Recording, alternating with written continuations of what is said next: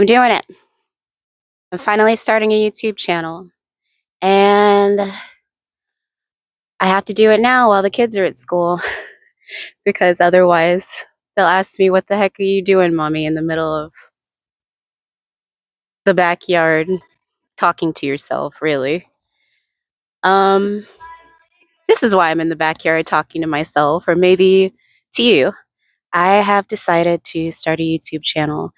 I've been thinking about it for 15 years.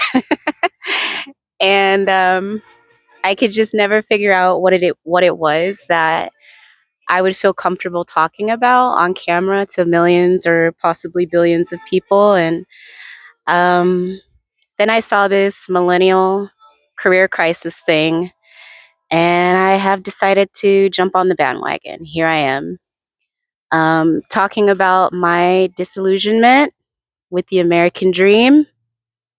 My mom, my whole family, really, when they reached 17, 18, they joined the military. I kind of thought that's what I would do, but I'm artistic, I'm literary. And so I ended up going to college and becoming a teacher, an English teacher. And I really thought that would be my 30-year career path. I thought, oh, yeah, I'm going to be a teacher. Then maybe I'll be a vice principal. Maybe I'll even be a principal. Maybe I'll even open my own school. And that is my destiny for the next 40 years. And that did not happen.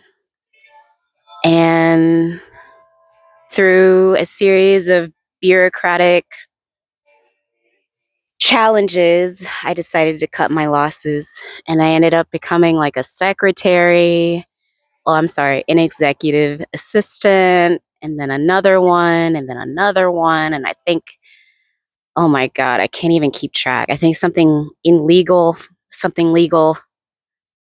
And now I am working as hashtag marketing girl for my soon to be golf business. And I say but I say it reluctantly because it's really my husband's dream. And he has been pursuing this thing with so much like zealous. Zealous is the word that comes to mind. And I don't pursue anything like that. I've been trying to write this book for like 12 years. I'll release some copies to my editor who probably broke up with me. It's just being consistent. That's the issue.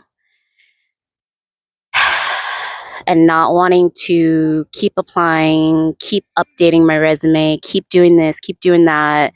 It's like, why can't I be my own boss? Why can't I find my skill, find a career that does not feel like work? I always hear people say, oh, when you do what you love, it doesn't feel like you don't work a day in your life. I can't think of anything that doesn't feel like work that earns me money. I mean, I kind of like editing videos and stuff. I love writing. I love reading, but I don't see how that translates. I love writing and reading fiction. Now, if I was in like media and news and stuff, I think I would be maybe on a different career path, but I live in my head. Well, this is my first video. I think I'm going to try to record myself as often as I can to get accustomed to how it feels, to get normalized to staring at a camera and to having people in the background while I'm outside. And I have to be outside because the lighting is the best outside. In terms of what I expected to happen and what's happening for the future is not happening. And we have to pivot. We have to figure out, as humans, we have to figure out how to assimilate into this new world that we've kind of knew was coming. But now that it's here, it's, you know, we have to pivot. We have to make some changes. I have to make some changes. And I have to be cool with learning new skills and being on my own and taking my own initiative and being my own motivator and not expecting someone else to step in and tell me what to do, to stay on schedule, to create my own calendar. I don't know. Am I disappointed in how things have turned out? Kinda. But I think in the back of my mind, even when I was 19, 20, I knew that 2008 is when I knew that we were not going to have the same future as our parents. You know, the idea of moving out at 18,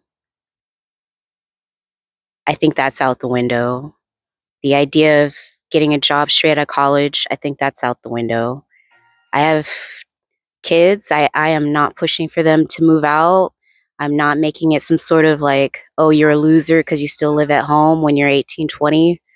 No, I think those days are over. And I think it's good to stay together. If you like your family, I think if you enjoy the company of your family, don't risk your financial security by moving out just because you think it'll look cool, you know, just because your friends are pressuring you. I think I moved out a little too soon and I should have saved. I should have saved my money. I would have liked to have had the dorm experience too, but living in apartments is sort of like a dorm experience. Um, yeah, I think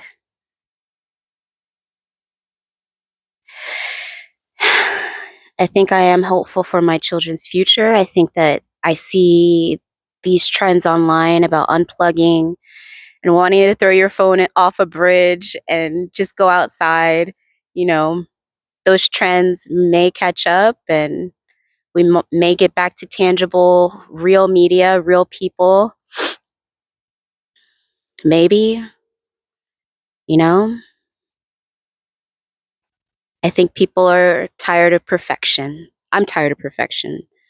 I'm starting a website for this golf business and I was using AI to generate some images of my family and it just felt so unnatural. It felt like creepy to be looking at too perfected, too smooth, too it just seemed I don't know, dystopian.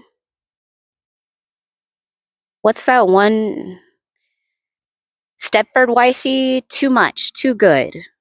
And I think the flaws I enjoy some flaws on people. I love a buck tooth, a crooked tooth, squinty eyes. I have a gummy smile. I tried to edit that out and I'm like, why? It's me. It's me. And it's okay to be you. It's okay. It's so odd to want to like manufacture. I'm not even going to get into that because I'm guilty of it too. I'm guilty.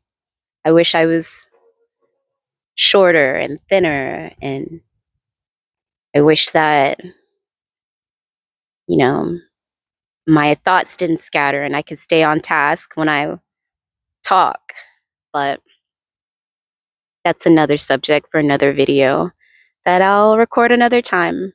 So, goodbye for now.